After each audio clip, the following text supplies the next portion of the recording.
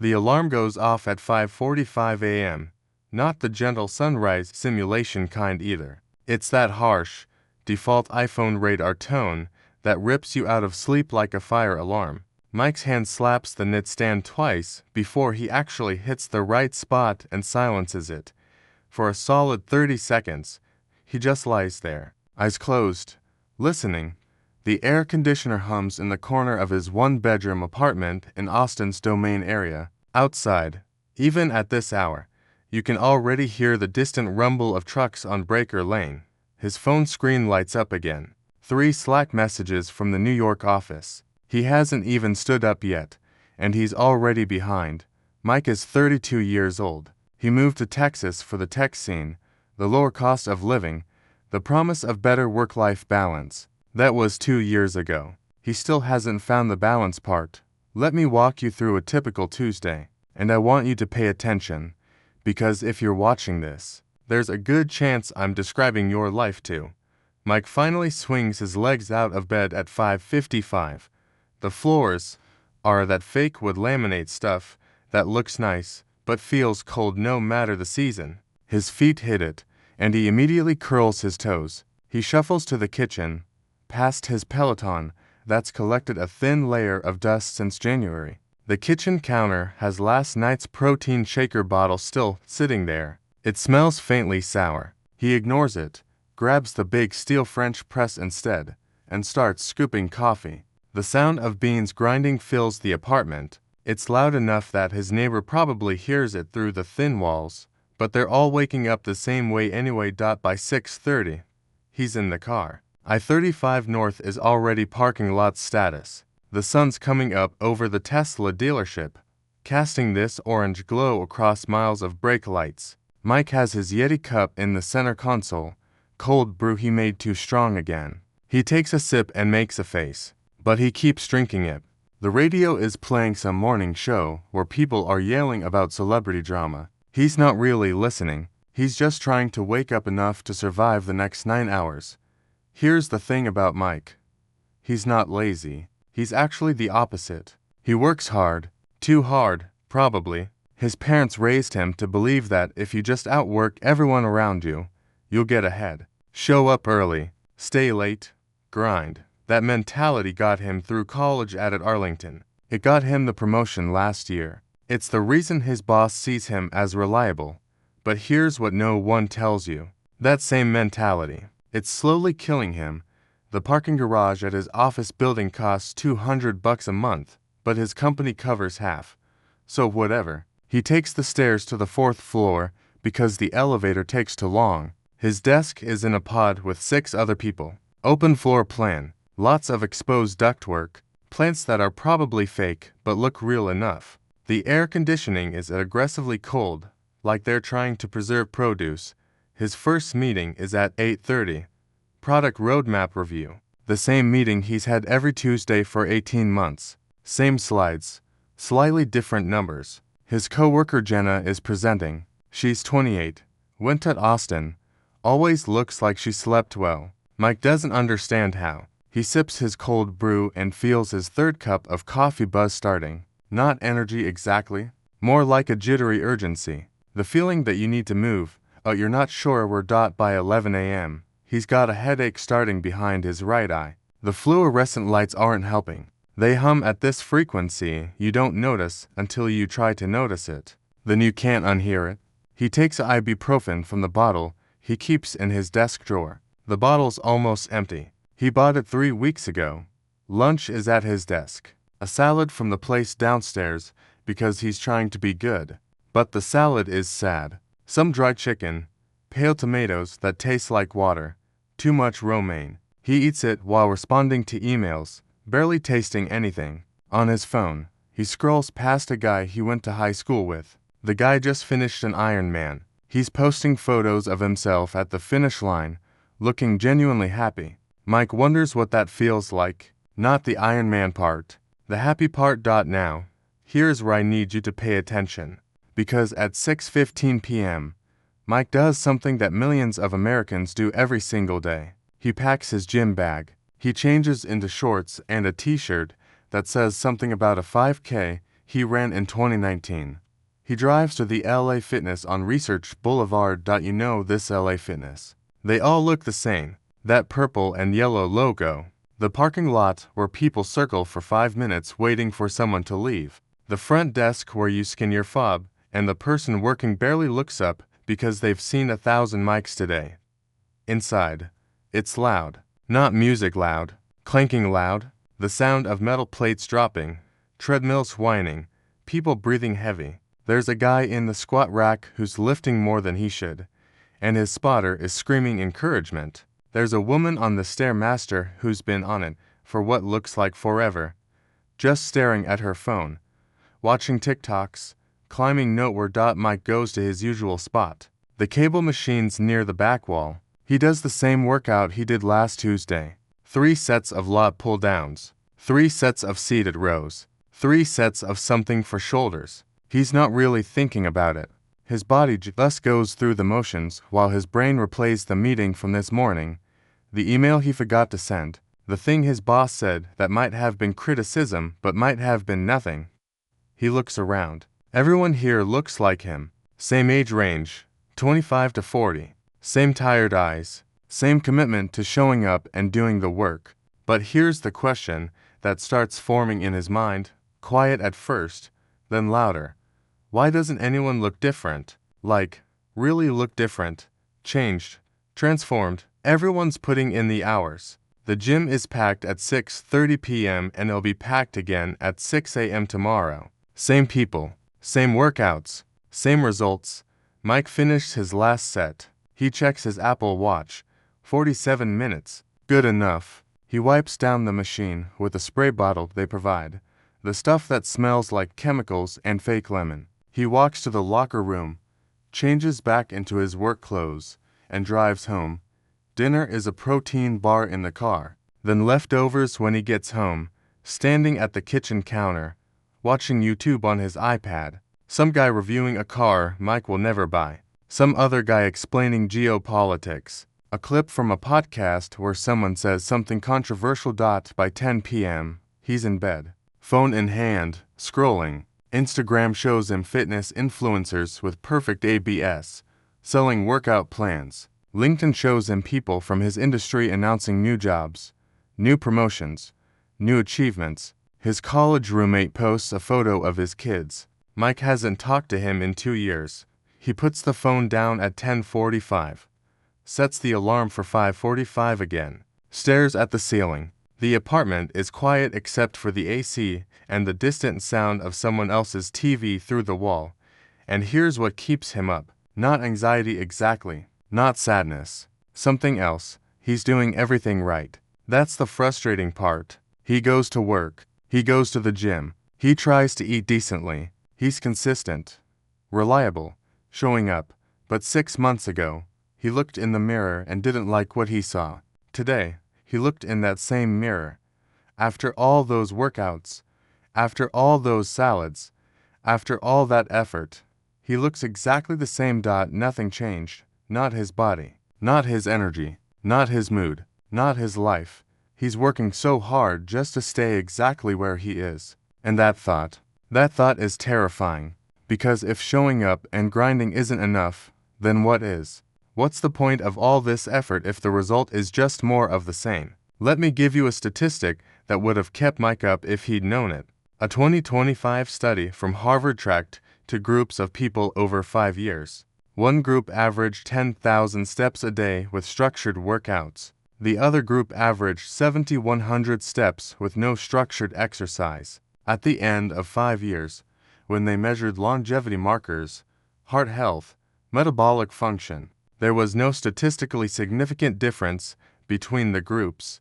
7,000 steps did the same thing as 10,000. The study wasn't saying exercise doesn't matter. It was saying something more interesting, something that challenges everything we've been taught. It was saying that for most people, the difference between good enough and perfect doesn't exist. That we're exhausting ourselves chasing numbers that don't matter. That the grind itself might be the thing holding us back.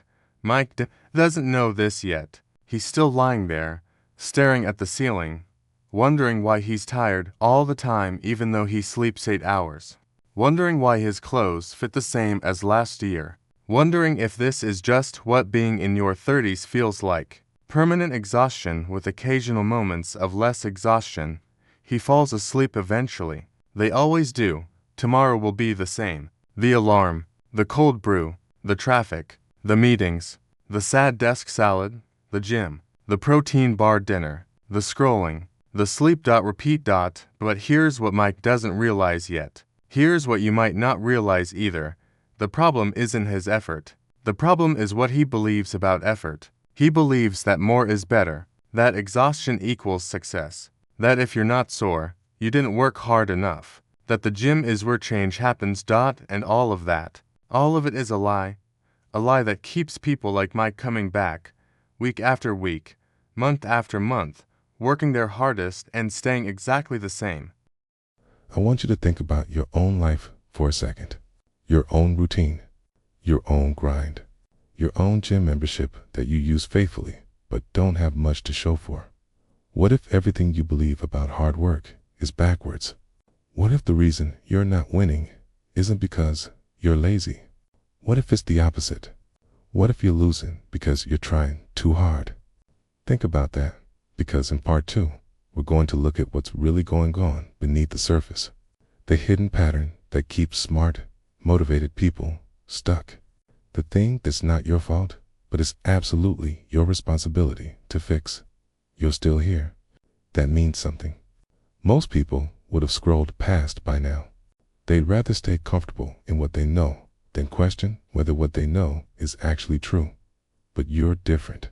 You're willing to ask the hard question. Here it is.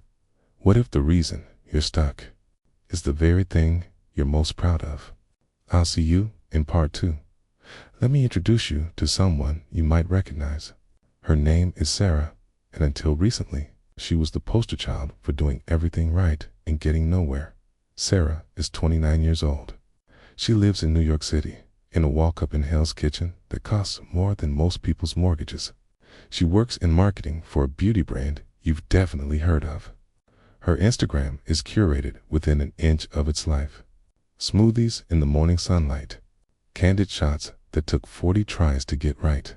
Gym selfies where she looks tired but determined. Here's what her Instagram doesn't show you.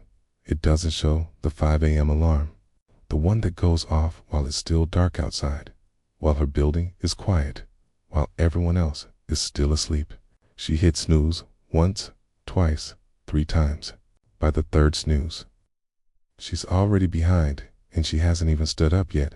It doesn't show the Barry's boot camp class, the one she forces herself to attend 5 times a week, sometimes 6.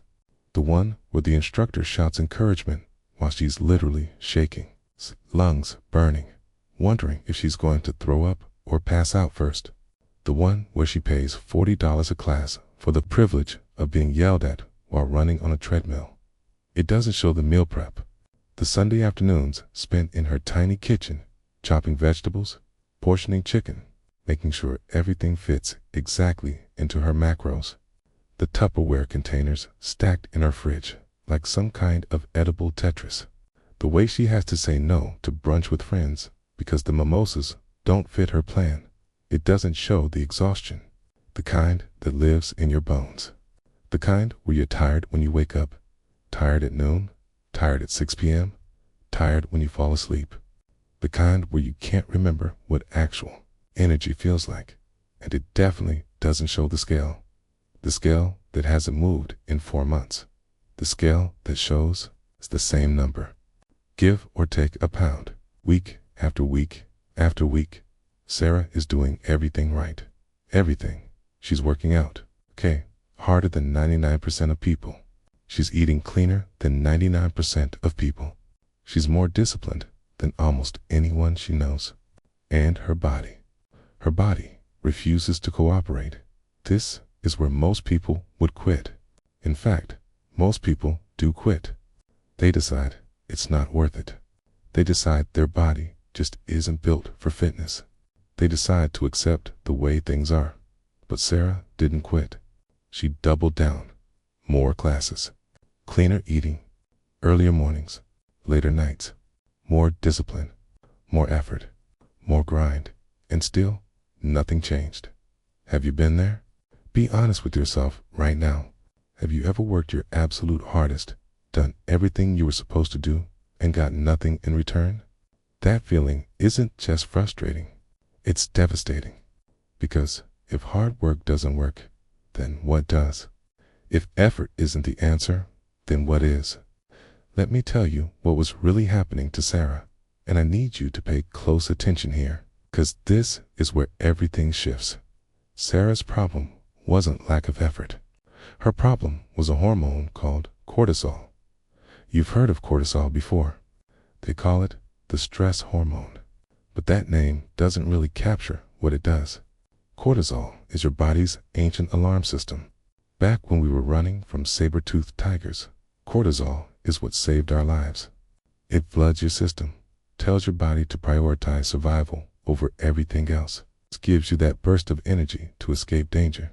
Here's the thing about that system. It was designed for short bursts. You see a tiger, you run, you escape, your cortisol drops, you recover. The whole cycle takes maybe 30 minutes, but modern life isn't designed that way. Modern life is a constant, low-grade tiger. Deadlines that never stop.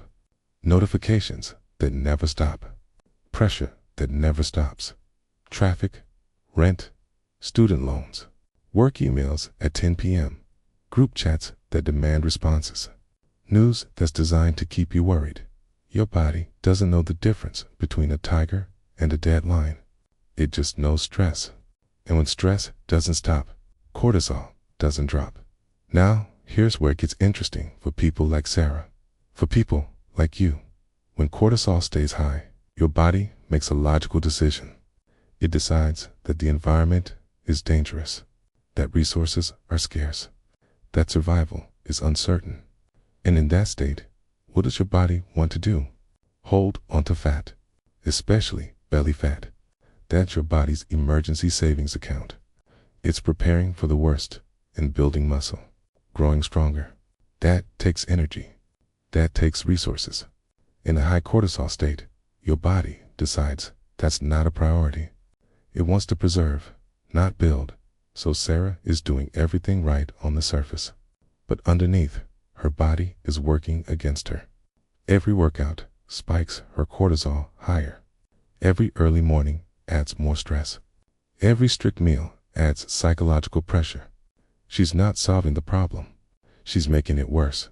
Let me give you a statistic that stopped Sarah cold when she heard it. A 2024 study from the Journal of Clinical Endocrinology tracked two groups of women over 6 months. Both groups followed the same diet. Both groups did the same exercise. But one group had chronically elevated cortisol. The other had normal levels.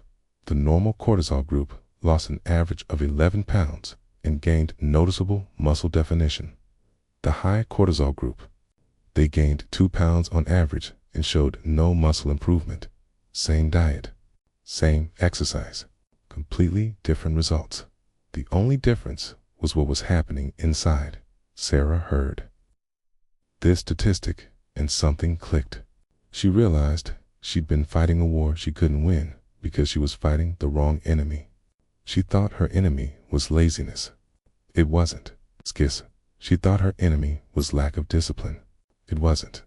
She thought if she just tried harder, pushed more, ground longer, she'd eventually break through. But you can't outwork a hormonal imbalance. You can't out-discipline a body that's in survival mode. You can't grind your way out of a system that's working against you. Let me paint you a picture of what high cortisol actually feels like, because you might recognize it.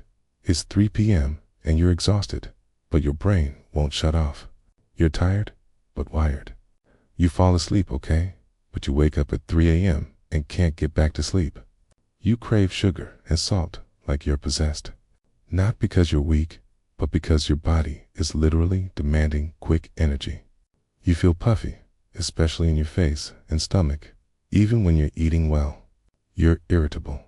Small things feel like big things. You snap at people you love and then feel guilty about it. That's not a character flaw. That's not a lack of willpower. That's your biology screaming for help. Sarah had all of these symptoms. Every single one. She just thought it was normal. She thought everyone felt this way. She thought being a functional adult meant being perpetually stressed and exhausted. She was wrong. Here's the part that really gets me. Sarah's identity was wrapped up in being the hard worker, the one who outworks everyone, the one who never quits, the one who grinds while others sleep. That identity wasn't helping her. It was trapping her. Because if being the hard worker was her whole thing, then slowing down felt like failure. Doing less felt like losing. Rest felt like giving up. She couldn't see that her greatest strength had become her biggest weakness. The very thing she was proudest of was the thing keeping her stuck. Think about your own life for a second. What's the thing you're proudest of? What's the quality you'd use to describe yourself? Reliable? Disciplined? Hard-working? Tough? Now, ask yourself this. Could that same quality be holding you back? Could your greatest strength have become a trap you don't even see? This is what we call the identity trap. It's when you become so attached to who you think you are that you can't see who you could become. It's when your self-image keeps you stuck, because changing would mean losing yourself. Sarah believed she was the kind of person who pushes through, and that belief kept her pushing through, even when pushing through was exactly the wrong thing to do. Here's what happened next. Sarah found herself in a doctor's office in March of 2025. Not her regular doctor, a different one. A functional medicine practice in Soho that a friend had recommended. She'd gone because she was desperate, because nothing else was working, because she tried everything and had nowhere else to turn. The doctor asked her questions nobody had ever asked before. Not about her diet or her exercise, about her sleep, her stress, her relationships, her childhood, her beliefs about herself. At one point, the doctor leaned forward and said something Sarah will never forget. What if the reason you're not changing is because you're trying to change the wrong thing? Sarah didn't understand at first. What else was there to change? She was already doing everything right. The doctor continued. You've been trying to change your body, but your body is just a symptom. The real problem is your nervous system. Your body thinks it's under attack. Until you convince it otherwise, nothing you do in the gym will matter. Sarah sat in that office in a leather chair that cost more than her rent, looking at a doctor who seemed to see right through her. And for the first time in years, she felt something unexpected. Hope. Not hope for a quick fix. Not hope for a magic pill. But hope that maybe, just maybe, her struggle wasn't her fault. That maybe she wasn't broken. That maybe her body wasn't betraying her, but trying to protect her. The doctor wrote her a prescription that day. Not for medication, for something else entirely. 3 days of rest. Not lazy rest, intentional rest. No workouts, okay? No alarms. No meal prep. Just sleep, walks outside, real food eaten slowly, time with people she loved, and permission to stop grinding. Sarah almost laughed. 3 days of rest. That was the prescription. She'd come for answers and gotten a vacation. But something in the doctor's eyes told her to take it seriously. So she did. Those 3 days were harder than any workout she'd ever done. Harder than berries. Harder than the Stairmaster. Harder than any physical challenge. Because doing nothing forced her to sit with herself. To feel her feelings without numbing them with exhaustion. To notice how loud her thoughts were when she wasn't distracting herself. To realize how addicted she'd become to the grind. By day 3, something shifted. She woke up without the alarm. Actually woke up, not dragged herself out of bed. Her face looked less puffy in the mirror. The constant knot in her stomach had loosened. She felt something she hadn't felt in years. Calm. Just calm. Nothing special. Just the absence of constant low-grade panic. And in that calm, she had a thought that would change everything. What if I could feel like this all the time? What if I don't have to live in fight or flight forever? What if my body could actually work with me instead of against me? That moment was the turning point. Not because she'd fixed anything yet, but because she'd finally seen what was possible. She'd glimpsed a different way of being, and once you've seen that, can't unsee it. Here's what I want you to take away from Sarah's story today. Not a plan, not a program, just one simple question to sit with. What if the thing you're most proud of is the thing that's holding you back? What if your greatest strength became your greatest weakness and you never even noticed? What if trying less could actually get you more? I know that sounds backwards. I know it goes against everything you've been taught. But look at your results. Look at where you are right now. If doing more was the answer, wouldn't you already have what you want? Sarah didn't solve everything in those 3 days. She didn't transform her body overnight, but she did something more important. She stopped running in the wrong direction. That's where real change starts. Not with more effort, not with more discipline, but with the courage to stop doing what isn't working and ask a better question. In part 3, we're going to look at what Sarah did next. The small, almost ridiculous step that created the first real crack in the wall. The thing that felt too simple to work, but turned out to be exactly what she needed. Before you go, I want you to do something. Just think about it. You don't have to act on it yet. Just let the question land. What would you do differently if you knew that rest wasn't weakness? What would you let go of if you knew that holding on was the problem? Who would you become if you stopped trying to be who you've always been? Sit with that. I'll see you in part 3, the morning after Sarah's 3 days of rest. She woke up at 6 a.m. without an alarm. Not 5 a.m., not 4:45 like she used to force herself. Just 6 a.m., natural, like her body had decided it was done sleeping. She lay there for a minute, confused. The apartment was quiet. Her phone showed 0 notifications because she'd actually put it in the kitchen before bed, like the doctor suggested. Sunlight was starting to creep through her blinds, that pale gray morning light that New York does best. Something felt different. She couldn't name it yet, but something. She walked to the kitchen in just her t-shirt and socks. The floors were cold. February in New York, cold, even with the radiator hissing in the corner. She made coffee, but for the first time in years, she didn't chug it. She just held the mug. Let it warm her hands. Watched the steam rise. This is where most people would jump back into their old routine. The 3 days were over. Time to get back to work, back to the grind, back to proving yourself. But Sarah remembered something the doctor said, the last thing before she left that office in Soho. The first crack is the most important. Don't let it close.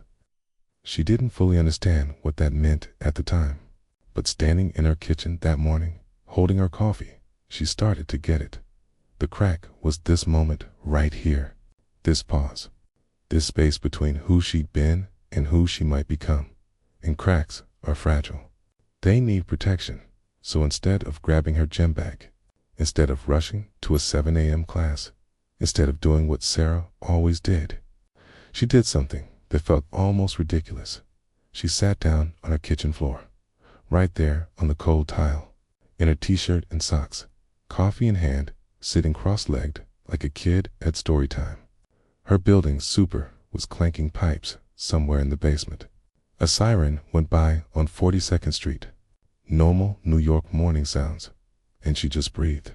Not meditation breathing, not fancy yoga breathing, just normal breathing, in and out, paying attention to the feeling of air moving through her nose, filling her chest, leaving again. 5 minutes passed. Then 10 dialed her phone, stayed in the kitchen. Her thoughts wandered everywhere. Work stuff, a text she needed to send her mom, whether she had enough oat milk for the week, the usual noise. But here's what was different. When her thoughts wandered, she noticed, and then she gently brought her attention back to her breath. Not forcefully, not with frustration, just gently, like guiding a small child back to the table. When she finally stood up, her legs were stiff from the cold floor. Her coffee was lukewarm, but something in her chest felt different, softer, like a knot that had been there so long she'd forgotten about it, had loosened just a tiny bit. That was February 17th, 2025. Sarah remembers the date because she wrote it down later. She didn't know it yet, but that was the day everything started to change. Now, I need to tell you about the resistance, because it came. It always comes by 10 a.m. that same morning. Sarah was at her desk in the Flatiron District, staring at a spreadsheet, and the voice in her head started up. What are you doing? You just sat on your floor for 10 minutes doing nothing. You skipped your workout. You're going to lose all your progress. Everyone else is working harder than you. You're falling behind. You know that voice? Everyone knows that voice. It's the one that tells you you're not doing enough. The one that measures your worth in output. The one that believes rest is theft and stillness is weakness. For years, Sarah had listened to that voice, had let it drive her, had built her whole identity around proving it right. But something was different now. She could hear the voice, but it didn't have the same power. It was like watching a movie you've seen before. The dialogue is familiar, but you're not surprised by it anymore. You know how it ends. She looked at the spreadsheet. She took a breath, and she kept working. That night, she went home and did something else that felt ridiculous. She cooked dinner without listening to a podcast. Just cooked.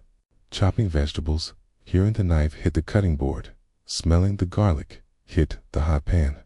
Real food. Simple food. Chicken and vegetables and rice.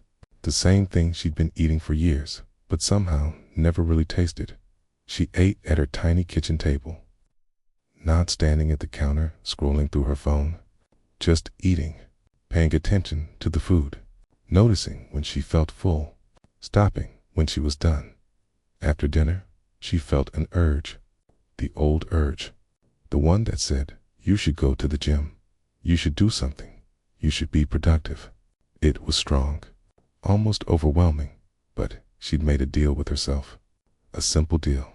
For 1 week, she would follow what she started calling the 50-tenths rule. She'd heard about it from a friend who worked in tech, some productivity hack that had nothing to do with fitness, but she adapted it for herself. 50 minutes of normal life, then 10 minutes of intentional nothing. Not nothing exactly. Intentional nothing. Sitting, breathing, stretching if her body wanted to, staring out the window if that felt right. Just 10 minutes where the only goal was to be present. That first night, she almost didn't do it. The urge to move, to do, to grind was so loud. But she'd learned something from her 3 days of rest. She'd learned that urges pass if you let them. That feelings are like waves. They rise, they peak, they fall. You just have to ride them instead of letting them crash over you. She sat on her couch, set a timer for 10 minutes, and just looked out her window at the city lights. The timer went off. She was still there, still alive, still okay. The world hadn't ended because she took 10 minutes to do nothing. This is where 95% of people quit. Not because it's hard, because it's boring, because it doesn't feel like progress, because our brains are addicted to the dopamine hit of checking boxes, of feeling productive, of proving we're doing something. Sitting on your couch, looking out a window, doesn't generate dopamine. It doesn't light up the reward centers. It feels like wasting time. But here's what Sarah was learning. Here's what you need to understand. Wasting time and recovering are not the same thing. When you waste time, you're just avoiding, scrolling, zoning out, numbing. That's not recovery. That's just a different kind of stress. But intentional rest, the kind where you're actually present, actually paying attention, actually letting your nervous system downshift, that's something else entirely. That's the crack. The crack isn't the workout. The crack isn't the diet. The crack is the moment you choose presence over productivity. The moment you choose being over doing. The moment you prove to yourself that your worth isn't measured in output, Sarah kept going. Day 2 of the 50-10 rule. Day 3. Day 4. Each day, the resistance got a little quieter. Each day, the 10 minutes got a little easier. Each day, she noticed something new. On day 3, she noticed that her shoulders were usually up near her ears, like she was bracing for impact constantly. When she sat for her 10 minutes, she consciously dropped them. The relief was immediate. She hadn't even known she was holding them up. On day 4, she noticed that her jaw was always clenched, even in sleep, probably. She practiced letting it hang loose. It felt weird, felt wrong, but also felt like a weight she didn't know she was carrying had been set down. On day 5, she woke up and realized she hadn't thought about food obsessively the day before. She'd just eaten when she was hungry, stopped when she was full, and moved on with her life. That hadn't happened in years. Here's a statistic that would have blown Sarah's mind if she'd known it at the time. A 2024 study from Stanford tracked two groups of people trying to lose weight. Both groups followed the same diet. Both groups did the same exercise. But one group practiced 10 minutes of intentional rest daily. The other did is after 8 weeks. The rest group had lost 23% more body fat than the non-rest group. 23%. Same diet, same exercise. The only difference was 10 minutes of doing nothing. Why? Because rest lowered their cortisol, and lower cortisol meant their bodies could actually access fat stores instead of hoarding them. It meant their muscles could actually repair instead of staying inflamed. It meant their hormones could actually balance instead of staying in fight or flight. The rest wasn't wasted time. It was the most productive 10 minutes of their day. They just couldn't see it because our culture has trained us to measure productivity and output, not in internal state. Sarah didn't know that study yet. She just knew that something was shifting by day 7 of the 50-10 rule. She looked in the mirror and saw something different. Not physical changes yet, something else. Her eyes looked clearer, less dull, less like she was running on fumes, and more like she was actually present in her own body. She stepped on the scale out of habit. The number was down 2 pounds. 2 pounds in a week where she'd barely exercised. 2 pounds after months of grinding and getting nowhere. She almost cried right there, in her bathroom. Not because 2 pounds is a lot. It's not. But because it was proof. Proof that something was working. Proof that she wasn't broken. Proof that her body hadn't betrayed her after all. Her body had just been waiting for her to listen. Now, I need to tell you about the moment that changed everything. The moment that took Sarah from trying something new to actually believing in it. It was day 8, a Saturday. She'd planned to meet a friend for brunch at a place in the West Village. But that morning, she woke up and didn't want to go. Not because she was tired, because she wanted more of that quiet, more of that stillness, more of that feeling of being at home in herself. She almost canceled, almost gave in to the voice that said, "You're being antisocial. You're letting people down. You're isolating yourself." But instead, she did something she'd never done before. She asked herself a question. What do I actually want right now? Not what should I want? Not what would make me look good. Not what would impress anyone. Just what do I actually want? And the answer came back clear and simple. I want to sit in the park and do nothing. So that's what she did. She walked to Washington Square Park, bought a coffee from the cart on the corner, found a bench in the sun, and just sat there for an hour, watching people, watching dogs, watching students from NYU rush past with their backpacks, watching a guy play guitar badly but happily, watching clouds move across that impossibly blue February sky. She didn't take a photo, didn't post it anywhere, didn't tell anyone she was there, just sat and existed. And somewhere in that hour, something broke loose inside her. Not dramatically, not with fireworks or epiphanies, just a quiet shift, a recognition that she'd been fighting her whole life, and hadn't even known she was at war. She thought about all the years she'd spent trying to earn her place, trying to prove her worth, trying to be enough. And she realized that all that trying had actually been a way of saying she wasn't enough. Already, the crack had been there all along. She just hadn't been willing to look at it, hadn't been willing to admit that the way she was living wasn't working, hadn't been willing to stop long enough to feel what she was actually feeling. But now the crack was open, and light was getting in. Here's the thing about cracks. They're vulnerable. They're scary. They make you feel exposed. But they're also where growth happens. A seed can't sprout without cracking open first. A chick can't hatch without cracking the shell. A new self can't emerge without cracking the old one. Sarah was cracking, and it hurt. But it also felt like the most alive she'd been in years when she finally left the park. The sun was starting to drop behind the buildings. The temperature was falling. She pulled her coat tighter and walked home through streets she'd walked 100 times but never really seen. That night, she wrote in a journal for the first time since college. Just a few lines. Nothing profound. Today, I sat in the park for an hour. Didn't do anything. Didn't achieve anything. And somehow, I feel fuller than I have in months. Maybe the problem isn't that I'm not doing enough. Maybe the problem is that I've forgotten how to just be. She put down the pen, looked at the words, and smiled. This was the first crack. Not a solution. Not a transformation. Just a tiny opening in the wall she'd built around herself. But cracks grow. They spread. They eventually become doorways.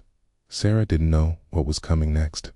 She didn't know that in the weeks ahead, she'd face new challenges, new resistance, new reasons to go back to the old way. She didn't know that the real work was just beginning. But she knew one thing. She knew that sitting on a park bench doing nothing had done more for her than 100 gym classes ever had. And that knowledge was something no one could take away. Here's what I want you to take from Sarah's story today. Not a complicated plan. Not a 12-step program. Just one simple practice. Tomorrow morning, before you do anything else, before you check your phone, before you start your to-do list, before you rush into your day, take 10 minutes. Just 10. Sit somewhere comfortable. Breathe. Do nothing else. That's it. That's the whole thing. You'll feel ridiculous. You'll want to stop. Your brain will scream at you to do something productive. That's normal. That's the resistance. That's the voice of the old you trying to stay in control. But if you push through, if you sit through the discomfort, if you prove to yourself that you can be still, something will shift. A crack will form, and that crack will be the beginning of everything. This is where 95% quit. Right here at the beginning. Because it doesn't feel like progress. Because it's too simple. Because they'd rather do something hard than something that requires them to be still with themselves. But you're not 95%. You're still here. You're still reading. You're still willing to consider that maybe, just maybe, okay, the answer isn't more effort. Maybe the answer is less. Think about that. Sit with that. Let it crack something open. I'll see you in part 4. The first week of the 50/10th rule was one thing. The second week was something else entirely. Sarah learned this on a Tuesday morning, day 9 of her new experiment. She woke up feeling good. Really good. The kind of rested that used to only happen on vacation. She made her coffee, sat on the kitchen floor for 10 minutes, breathed, and felt proud of herself for sticking with it. Then she stood up, and the voice came back. The old voice. But this time, it sounded different. Not angry, sneaky, .c. The voice said, "You've got this figured out. You're better now. You can go back to normal. One workout won't hurt. You deserve it after all that rest." Sarah almost believed it. Almost convinced herself that she'd fixed the problem and could return to her old routines. The thought of going to Barry's felt almost nostalgic, like visiting an old friend. But something stopped her. A memory of that hour in Washington Square Park. The feeling of just sitting, just being, just existing without needing to prove anything. She didn't want to lose that. Not yet. Maybe not ever. So instead of going to a class, she did something she'd never done before. She went for a walk. Not a power walk. Not a workout walk. Just a walk. Down 42nd Street, toward the Hudson River. Past the bus station, okay? Past the diner where the taxi drivers eat at 3 a.m. Past the new luxury buildings going up everywhere. She walked without headphones, without a destination, without a goal. The river was gray that morning, flat and still. She stood at the railing and watched a barge move slowly upstream. The wind came off the water, cold and clean. She pulled her coat tighter and just stood there. That was the moment she realized something important. The 50-10th rule wasn't just about 10 minutes of rest. It was about learning to be with herself. And once you learn that, you can't unlearn it. Everything becomes a chance to practice now. Let me tell you what the next few weeks looked like for Sarah, because this is where most people get it wrong. They think transformation is this straight line. You do the thing, you get the result, you move on. But real change doesn't work that way. Real change is messy. It's 2 steps forward, 1 step back. It's progress you can't see until suddenly you can't. Sarah kept practicing. Every day she did her 10 minutes. Some days it was easy. Some days it felt impossible.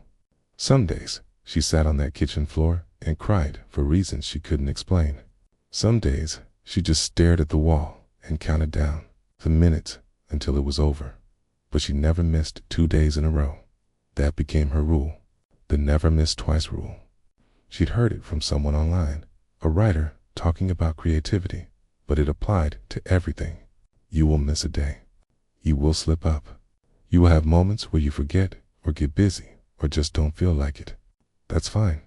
That's human. The only rule is you never miss 2 in a row. This single idea changed everything for Sarah because it took the pressure off. She didn't have to be perfect. She just had to be consistent enough. And consistent enough she could do. Let me give you a statistic that helps Sarah understand why this mattered. A 2023 study from University College London tracked people trying to build new habits. They found that missing 1 day didn't affect long-term success at all. But missing 2 days in a row, that increased the chance of quitting by 80%. 80%. The difference between slipping and failing wasn't the slip. It was what you did after Sarah wrote that statistic on a sticky note and put it on her bathroom mirror. Never miss 2. For words that gave her permission to be human while still holding herself accountable. Now, let's talk about what else changed. Because the 50-10th rule was just the beginning. Once Sarah started lowering her cortisol, once her body started trusting that she wasn't under constant attack, other things became possible. The first thing was food. For years, Sarah had been what she called perfect. Every meal planned. Every macro counted. Every indulgence followed by guilt. She thought this was discipline. She thought this was strength. But really, it was just another form of control. Another way of telling her body that she didn't trust it. When her cortisol started dropping, something shifted. She noticed she was hungry at actual meal times, not randomly all day. She noticed she wanted different foods, not just the safe foods she trained herself to eat, but real variety. Vegetables she hadn't touched in months. Proteins she'd gotten bored of. Even, sometimes, things that weren't on her plan. She started experimenting. Not with diets, but with listening. She'd ask herself before a meal, what do I actually want right now? Not what should I want? What do I actually want? Some days, the answer was salmon and broccoli. Some days, it was a sandwich from the deli. Some days, it was nothing because she wasn't hungry yet. She stopped measuring, stopped tracking, stopped logging everything in the app she'd used for 3 years. And here's the crazy part. She didn't gain weight. She actually lost a few more pounds. Slowly, naturally, without suffering. The second thing was sleep. Sarah had always struggled with sleep. She'd fall asleep okay, but wake up at 3 a.m. with her brain racing, thinking about work, thinking about life, thinking about all the things she hadn't done. She'd lie there for hours, frustrated, watching the clock, knowing she'd be exhausted tomorrow and not being able to do anything about it. But as her nervous system calmed down, her sleep changed. She started sleeping through the night more often. Not every night, but more than before. And when she did wake up at 3 a.m., she didn't panic. She just breathed, let her thoughts pass. Eventually, she'd drift back off. She learned about something called sleep hygiene. Not the basic stuff, like dark rooms and cool temperatures. She already had that. But the deeper stuff, like stopping caffeine by noon, like no alcohol within 3 hours of bed because alcohol destroys REM sleep, like putting her phone in the kitchen an hour before sleep so the blue light and notifications couldn't reach her. These weren't huge changes. They were tiny adjustments, but they added up. The third thing was movement. Sarah still exercised. She wasn't anti-exercise. She was just anti-stress sixercise. So she changed how she moved. Instead of 6 berries classes a week, she did 2. Instead of grinding until she couldn't breathe, she lifted weights at a normal pace. Instead of running on the treadmill until she wanted to die, she walked outside and actually enjoyed it.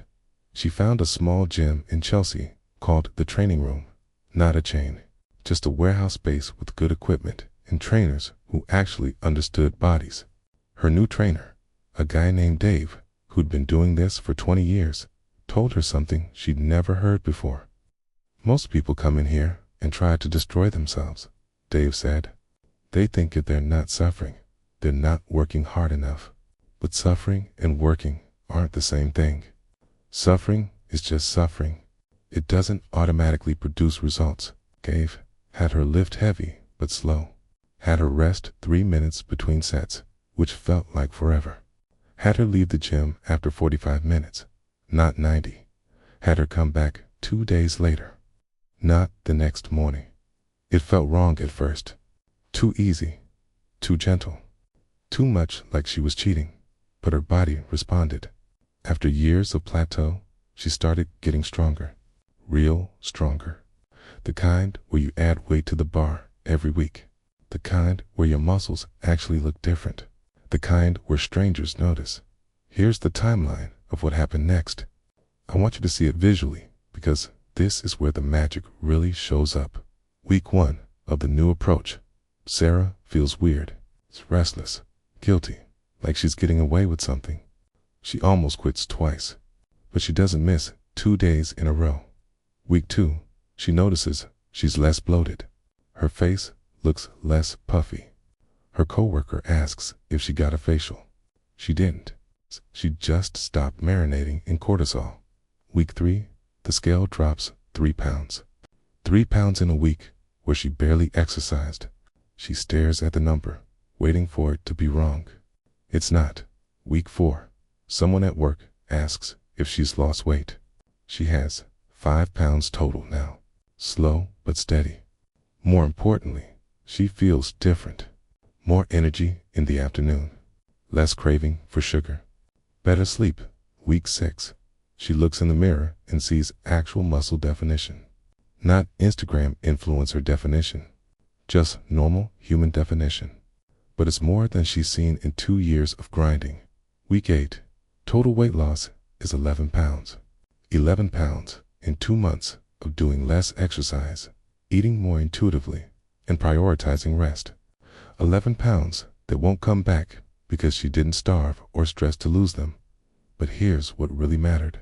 Here's what the numbers don't show. Sarah stopped dreading Monday mornings. She stopped needing 3 cups of coffee to function. She stopped snapping at her boyfriend over small things. She started calling her mom more often. She started reading books again, real books, for pleasure. She started laughing at things that were actually funny instead of just pretending. The physical changes were real, but they were just the tip of the iceberg. Underneath, everything had shifted. Now I need to tell you about the hardest part of this whole process, because it wasn't the rest. It wasn't the food. It wasn't the sleep. It was the loneliness. When Sarah started changing, she realized how alone she was in her old way of living. Her friends were still grinding, still doing 6 classes a week, still complaining about not seeing results, still stuck in the same cycle she'd just escaped.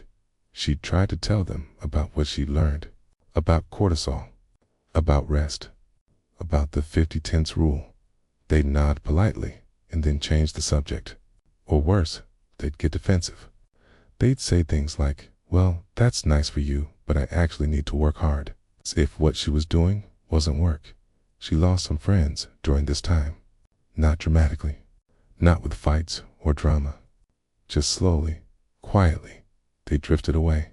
She stopped being invited to certain things, stopped being included in certain conversations, stopped being part of the tribe that bonded over shared suffering. It hurt. It hurt a lot, but she also found new people. Not many, a few. A woman at her new gym who was also doing the less is more thing. A guy from a different department at work who'd gone through his own transformation a few years ago. A community online, people she'd never meet in person, but who understood what she was going through. They'd share screenshots of their sleep scores from their Aura rings. They'd celebrate each other's small wins. They'd remind each other that rest wasn't weakness. They'd hold space for the hard days without trying to fix everything.